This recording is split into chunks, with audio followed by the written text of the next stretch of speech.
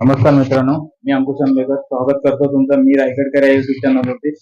मित्रांनो, कालच्या व्हिडिओ तुम्ही बघितला असाल. आम्ही मानाचे आंबे आणायला गेलो होतो रानामध्ये.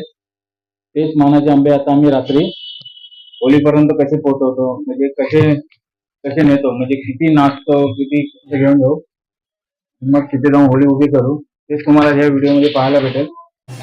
नमस्कार मित्रांनो, बघा होळीची तयारी चालू आहे.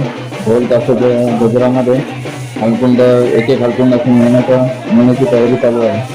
बघा सगळे सगळे खुश आहेत, सगळे नाचतात, सगळ्या आनंदामध्ये. आवाज काय जास्त त्यामुळे दाखवता येत नाही. बघा आमचे गावच्या असे हसतात, सगळे आनंदामध्ये आहेत.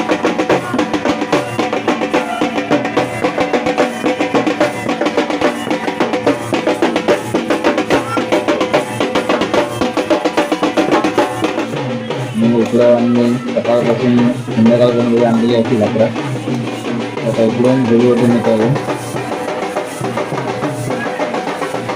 मुली वगैरे सगळं एकत्र असे येऊन नसतात, सगळे एन्जॉय करतात.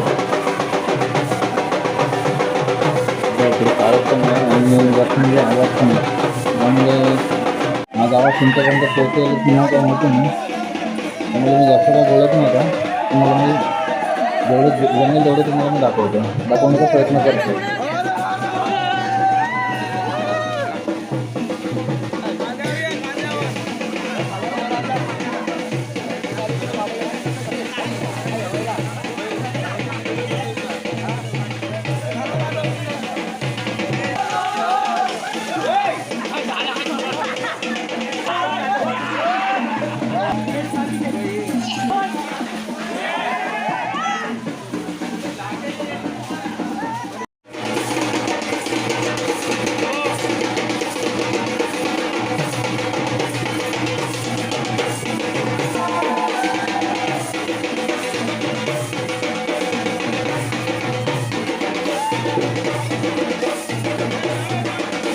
बघा इकडे छोटे पिल्ले सुद्धा आपले मजा करतायत, एन्जॉय करतायत गावाला येऊन.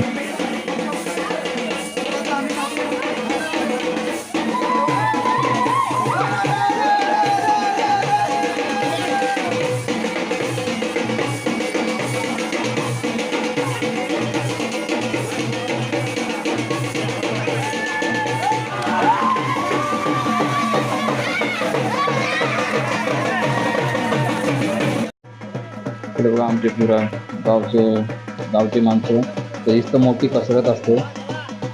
सकाळपासून संध्याकाळपर्यंत खूप आकडा घेऊन येतो, पण ते उभं करणं हेच मोठं टास्क असतं लोकांबरोबर. खूप मेहनत लागते याला सुद्धा. बघा सगळे एकजुटीने सगळे कशी मेहनत करतात. सगळे वयस्कर मंडळी सुद्धा आहे, तरुण मंडळी सुद्धा आहे. अशी मजा आपल्याला शहरामध्ये भेटणारच नाही. अनुभव जे असेल ते गावी यावं लागेल.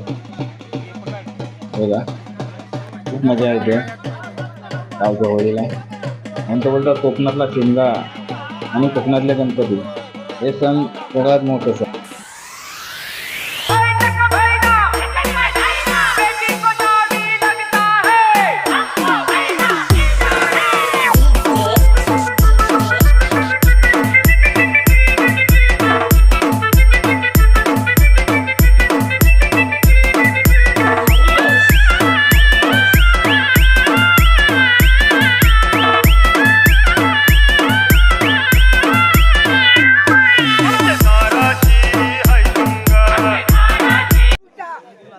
बहुतेक होळी तर उभी करून झाले.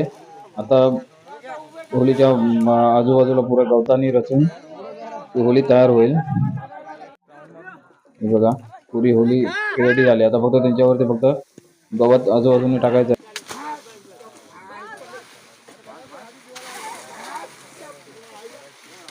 बघा होळी मस्त सजवून झाली. बघा किती सुंदर दिसते. तर थोड्याच वेळात पारंपरिक बोलतात ना ते पाक बोलण्यात येईल. मग होळी जळवण्यात येईल. तिकडे महिला मंडळ आपले उपवास वगैरे असतात ना ते सोडतात, म्हणजे होळीची पूजा करतात. आणि आता जाऊया आपण पाक बोलतात तिकडे.